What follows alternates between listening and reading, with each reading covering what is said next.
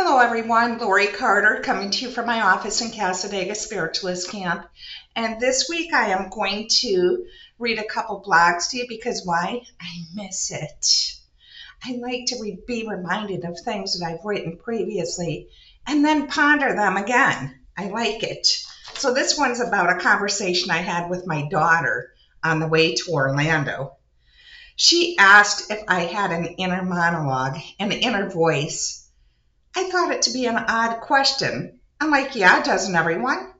She said, no, some people do not.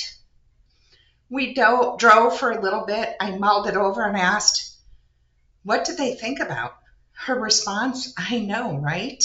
We laughed. I can't imagine. After thinking about it for several weeks, I still wonder. I did look it up and found that some people visualize inside of their heads instead of verbally speaking inside of their heads. Now that would be truly interesting. I mean, seriously, it's one thing to get visions while doing a reading or in deep thought, but spontaneously in day-to-day interactions? I wonder if people like that go into a daydream type of state or live there continuously. Some studies have suggested that being an introvert or an extrovert may have something to do with it. I'm still pondering this. I have posed questions for my daughter as well in the past.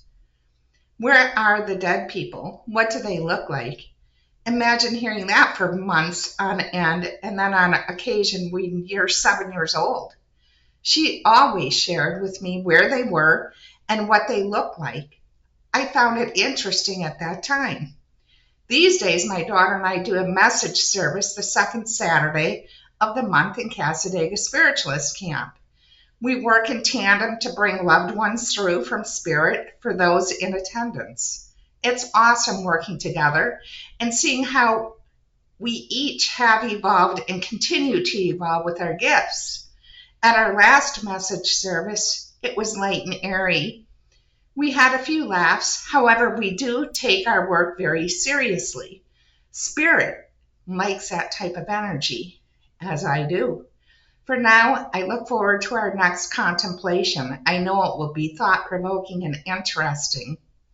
Look for the blessings. And interesting enough, we no longer do our message service once a month. We do them quarterly, and the next one is the second Saturday in October, so look it up. And here's another little blog I wrote. For a very short period of time, I wrote my blogs in third person, and this one actually happens to be in third person. I hope you enjoy it. Change is continuous. She decided to paint her floor in autumn blue. It still glows and is illumined. She brought in new rugs as well, different blues with gold and white stripes throughout the rectangular shape. The circular rug has blotches of turquoise, purple, gold, and white, seemingly floating about. The energy has changed.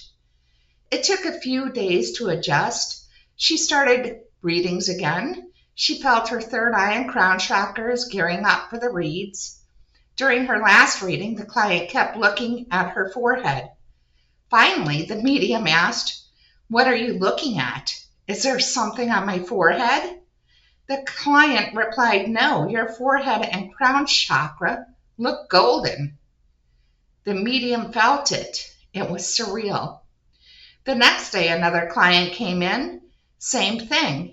This time, toward the end of the reading, the client said she resonated with a golden Egyptian bust of King Tut and Nefertiti that rest on the floor and look toward the reading chairs.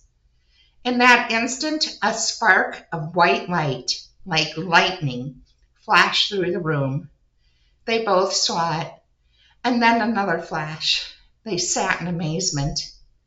After sharing the stories with her daughter, who sometimes does readings in the same space, the medium learned of another happening. During a reading, the string that controls the light and fan clicked as if someone was trying to switch it on or off, which got everyone's attention. Just before the full moon, she placed her crystals on the dashboard of her vehicle. That too changed the vibration of her place. They are still deciding whether they want to be on the dresser top. Also, she has 4 faux rocks that were once gray. They rest on the lawn in front of the building as to greet those who come in. Each has one word etched on them: love, hope, faith, joy. After someone painted black lines on them, she decided for a complete change. Bright colors: pink, turquoise, purple, and yellow, with gold-colored lettering. When her friend was painting them, an energy blasted through her house. Upstairs, her golf clubs were dropped in the middle of her room. She said it shook her house for a moment.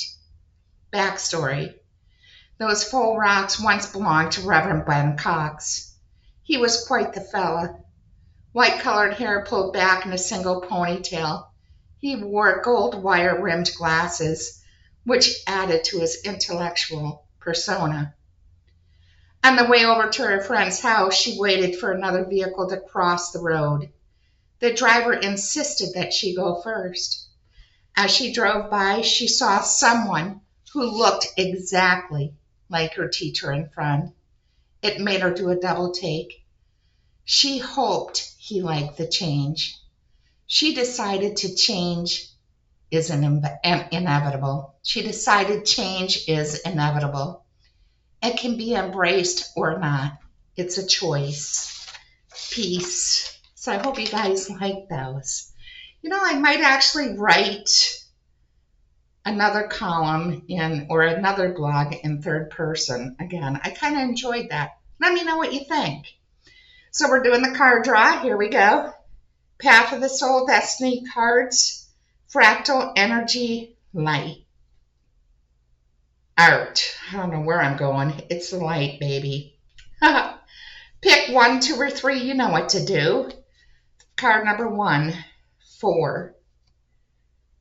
Love these cards. Aren't they great? Yeah. Ascension. Your energetic field is in a state of change and expansion.